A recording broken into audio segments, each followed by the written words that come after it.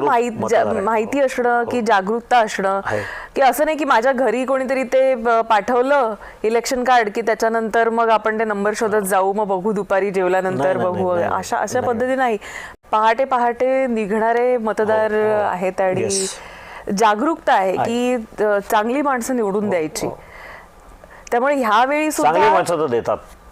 त्यामुळे यावेळी सुद्धा पारलं कमी पडलं असं मी मानायला तयार नाहीये. मला असं वाटतं की इतर भागांमधून जिथून मतदान व्हायला हवं होतं कदाचित ते 15,000 जे कमी पडले. मी म्हटलं ना की एक थोडा तारखेमुळे ती थोडी आधी असती निवडणूक तर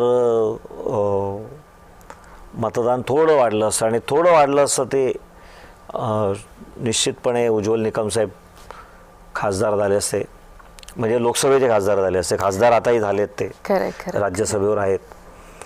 पण लोकसभा आम्ही जी खेचून आणली होती 10 दिवसांमध्ये मला वाटतं त्यांचं पूर्ण कॅम्पेनिंग पार पाडलेलं आपण, म्हणजे तुम्हीच सगळं कॅम्पेनिंग पाहत होतात, आणि 10 दिवसांमध्ये इतका वास्ट मतदारसंघ फिरणं हे किती चॅलेंजिंग होतं. हा लोकसभा मतदारसंघ खूप मोठा. पण आता एक सांगू का, तुमच्या मीडियामुळे ना मी नेहमी म्हणतो की प्रत्येक घरामध्ये एक कार्यकर्ता आहे आता, फक्त तो सर्वपक्षीय कार्यकर्ता आहे. TV नावाचा जो आहे किंवा प्रत्येकाच्या हातातच आता सोशल मीडियाच्या माध्यमातून सुद्धा लोक पोचतात, उमेदवार पोचतो आता प्रत्येक घरी. त्याचा नरेटिव्ह पोचतोय की नाही, त्याचा पर्स्पेक्टिव्ह पोचतोय की नाही, हा एक प्रश्न असू शकतो. परंतु माध्यम आहे. आता हळूहळू प्रचाराचे हे पण बदलावे लागणार आहेत. आम्ही त्या जीपवर, ओपन जीपवर चढतो, 200-500 कार्यकर्ते घेऊन फिरतो उन्हामध्ये. आजही झोपडपट्टी परिसरामध्ये लोक भेटतात. बिल्डिंग एरियात कधी कधी प्रश्न पडतो की कोण बघते की नाही आपल्याकडे. पहिले 3-4 मजले तर तुमच्या पार्किंग लॉट आहेत. खरंय खरंय खरंय. उमेदवाराचा चेहरा पोचतो तिथपर्यंत गाड्याच असतात.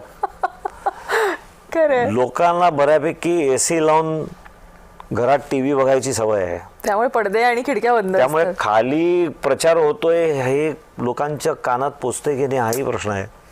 सो पूर्वी ना उमेदवार असे फिरायचे ना तर लोक खिडक्यांमध्ये, बाल्कनीत बघायला यायचे. खरं. आता हा बदल मी गेल्या काही याच्यात बघतोय. त्यामुळे खरा प्रचार हा सोशल मीडियाच्या माध्यमातून होतो. त्या अर्थाने तुम्ही पोचता, पण मग ती एक वेगळी कला आहे की तुमचा पर्स्पेक्टिव्ह मतदारापर्यंत हा योग्य रीतीने पोहोचावा, कारण तो ट्विस्ट होता कामा नये. हे तितकंच खबरदारी घेणं आवश्यक आहे. मला असं वाटतं की पार्लमधलं तुमचं